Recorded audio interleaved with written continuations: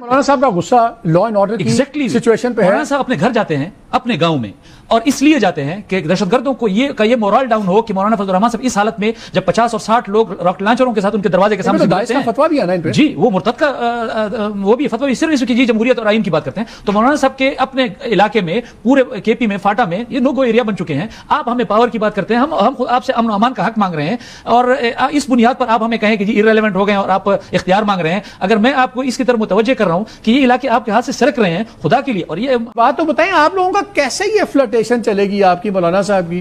مولانا صاحب کہتے ہیں کہ سارا بیڑا گرک آپ لوگوں کو کر کے آپ لوگوں کو سیٹیں پکڑا دی گئی ہیں, تو ان کے تو سارے حق آپ نے مارے ہیں بقول ان کے, پی ایم ایل این نے تو نہیں مارے. تو آپ کو اور ان کا کس طرح کوئی جوڑ توڑ چل سکتا ہے؟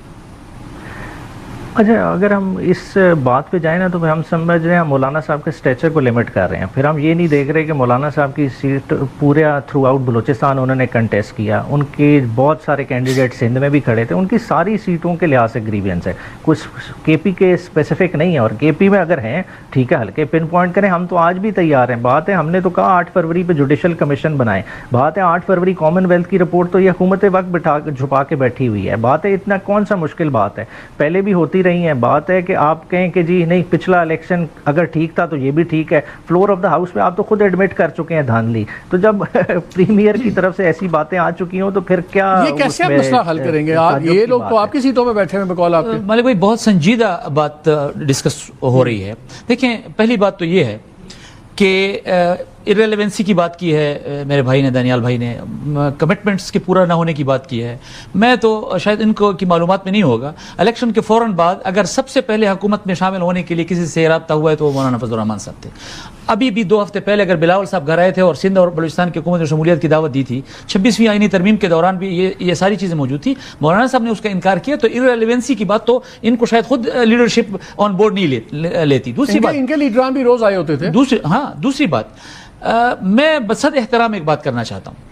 ہمارے لیڈرشپ جتنی بھی پاکستان کے بڑے لیول کی لیڈرشپ ہے وہ ان کو یہ نہیں معلوم کہ اس وقت ہمارے بلوچستان میں پشتون اور بلوچ بیلٹ میں فاٹا میں اور کے پی میں جو امن و امان کے حالات ہیں, جس طرح کے حالات ہمارے ہاتھ سے سرک رہے ہیں. مولانا صاحب تو تبھی پاور کی بات کریں گے, تبھی اقتدار کی بات کریں گے اگر وہاں پہ امن و امان, اگر وہاں جینے کا حق ہوگا, اگر ہم وہاں بات کریں. مولانا صاحب کا غصہ لا اینڈ آرڈر کی سچویشن پہ ہے. مولانا صاحب اپنے گھر جاتے ہیں اپنے گاؤں میں, اور اس لیے جاتے ہیں کہ دہشت گردوں کو یہ مورال ڈاؤن ہو کہ مولانا فضل الرحمان صاحب اس حالت میں جب 50 اور 60 لوگ راکٹ لانچروں کے ساتھ ان کے دروازے کے سامنے داعش کا فتویٰ بھی ہے نا ان پہ. جی وہ مرتد کا وہ بھی فتویٰ صرف اس کی جی جمہوریت اور آئین کی بات کرتے ہیں. تو مولانا صاحب کے اپنے علاقے میں پورے کے پی میں فاٹا میں یہ نو گو ایریا بن چکے ہیں. آپ ہمیں پاور کی بات کرتے ہیں, ہم آپ سے امن و امان کا حق مانگ رہے ہیں, اور اس بنیاد پر آپ ہمیں کہیں کہ جی ایرریلیونٹ ہو گئے ہیں اور آپ اختیار مانگ رہے ہیں. اگر میں آپ کو اس کی طرف متوجہ کر رہا ہوں کہ یہ علاقے آپ کے ہاتھ سے سرک رہے ہیں خدا کے لیے, اور یہ مالک بھائی تو ان کے ساتھ یہ تو واضح ہو گیا کہ کیوں بول رہے ہیں وہ اس وجہ سے بول رہے ہیں آپ کے خیال میں. مالک بھائی میں ایک چیز ایڈ کر لوں اگر اجازت ہو.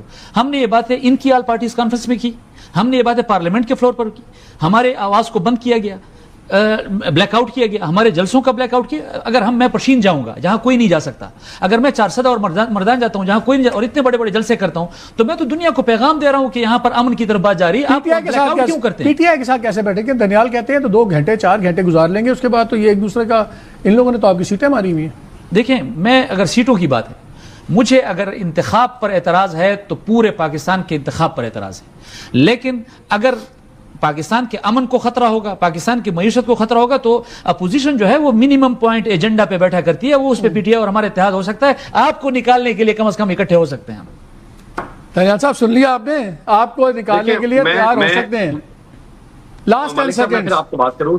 دیکھیں یہ انہوں نے پوری بات جو نا خود میری جو بات کو ریٹریٹ کیا, اس کو واپس ری افرم کر دیا کہ کیا ایشوز ہیں کہ پولیٹیکل جو پاور ہے اس کی پرسوٹ ہے. کے پی کے میں وہ بری طرح فیل ہو گیا, پی ٹی آئی وہ ڈیلیور نہیں کر سکی, وہ لا اینڈ آرڈر. تو all is fair in love and war, Daniyal.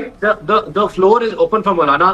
he has وہ اس کو کیپٹلائز کرنا چاہیں گے, اس کو کیپٹلائز کریں گے, ان کی مدد سے کریں, ان کے بغیر کریں, لیکن اس پلیٹ فارم جو ان کے لیے اویلیبل ہے, وہ فیلڈ اویلیبل ہے, اس میں مین لوگ اویلیبل نہیں. ٹھیک ہے, we've run out of time. Daniyal I'm sorry I have to cut you off, we've run out of time. ناظرین بات میں تو جہاں سے شروع ہوئی تھی وہ تھی کشمیر کے الیکشنز پہ. سوال زیادہ اٹھ گئے ہیں, جواب کم آئے ہیں. اگر لا اینڈ آرڈر کی سچویشن اتنی سنگین ہے تو پھر 2 سٹیجز میں کیوں نہیں ہو سکتا تھا, 2 ڈویژنز کٹھے کیوں نہیں ہو سکتے, 3rd کیوں ہوا ہے؟ اور اگر ویسے ہی اتنے زیادہ حالات خراب ہیں تو سارا الیکشن ہی تھوڑا سا بھی آگے جا سکتا ہے، لیکن اس میں ڈیٹ ہے کیونکہ گورنمنٹ ختم ہونی ہے، پرائم منسٹر فارغ ہو جائیں گے، نیا ہونا ضروری ہے، وہ سمجھ آتا ہے۔ اصل چیز اب یہ ہے کہ کون گارنٹی کرے گا ٹرانسپیرنسی، بیکاز جیسے ساری سائڈز مانتی ہیں جب پہلے ڈویژن کا فیصلہ آئے گا تو ایک ہوا ضرور بنتی ہے، اور پاکستان میں مین لینڈ میں اسی لیے یہ سلسلہ بند ہوا تھا کہ پہلے نیشنل اسمبلی کا پھر پروونشل کا، کہ جو پہلے دن جیت جس کی آ جاتی تھی وہ بہت زیادہ امپیکٹ ہوتا تھا۔ اس کا بھی تو کوئی حل نکالنا ہوگا۔ Any way